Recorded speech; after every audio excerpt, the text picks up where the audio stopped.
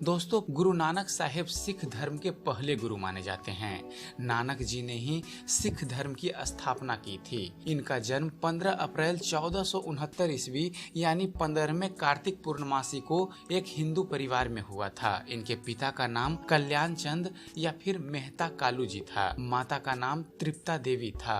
गुरु नानक जी के गांव का नाम तलवंडी था। तलवंडी का यह गांव आगे चलकर नानक के नाम पर ननकाना पड़ गया। इनकी बहन का नाम नानकी था। उनका परिवार कृषि करके आमदनी करते थे। गुरु नानक का जहाँ जन्म हुआ था वह स्थान आज उन्हीं के नाम पर वहाँ ननकाना के नाम से जाना जाता है। ननकाना अब पाकिस्तान में है। नानक जी में बचपन से ही आध्यात्मिक विवेक और विचारशील जैसी कई खूबियां मौजूद थी। उन्होंने 7 साल की उम्र में ही हिंदी और संस्कृत सीख ली थी। 16 साल की उम्र तक आते आते वह अपने आसपास के राज्यों में सबसे ज्यादा पढ़े लिखे और जानकार बन चुके थे।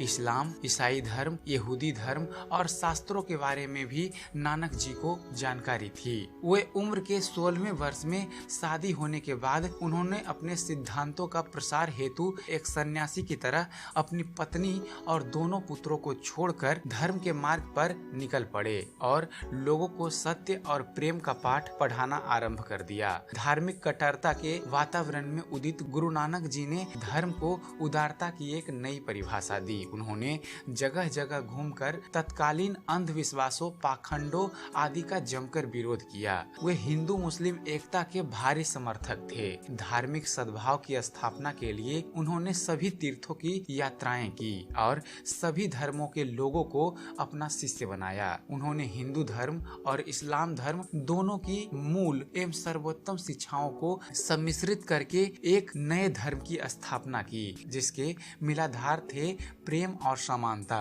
यही बाद में सिख धर्म कहलाए। भारत में अपनी ज्ञान की ज्योति जलाने के बाद उन्होंने मक्का मदीना की यात्रा की और वहाँ के निवासी भी उनसे अत्यंत प्रभावित हुए। 25 वर्ष के भ्रमण के पश्चात गुरु नानक साहेब करतारपुर में बस गए और वहीं रहकर उपदेश देने लगे। उनकी वाणी आज भी गुरु ग्रंथ साहिब में संग्रहित है। 38 साल की उम्र में सुल्तानपुर लोधी के पास स्थित बैन नदी में नहाते समय गुरु नानक देव जी ने भगवान का उपदेश सुना कि वह महानता की सेवा करने के लिए खुद को समर्पित कर दें। उसके बाद वो पहला वाक्य जो उनके मुंह से निकला वह यह था कि ना तो कोई हिंदू है और ना कोई मुसलमान है। उन्होंने अपनी सुमधुर सरल वाणी से जनमानस के हृदय को जीत लिया। लोगों को बेहद सरल भाषा में समझाया कि सभी इंसान एक दूसरे के भाई हैं। ईश्वर हम सब के पिता हैं। फिर एक पिता के संतान होने के बावजूद हम में ऊंच नीच कैसे हो सकती है। और चलिए अब आपको बतला देते हैं गुरु नानक देव जी की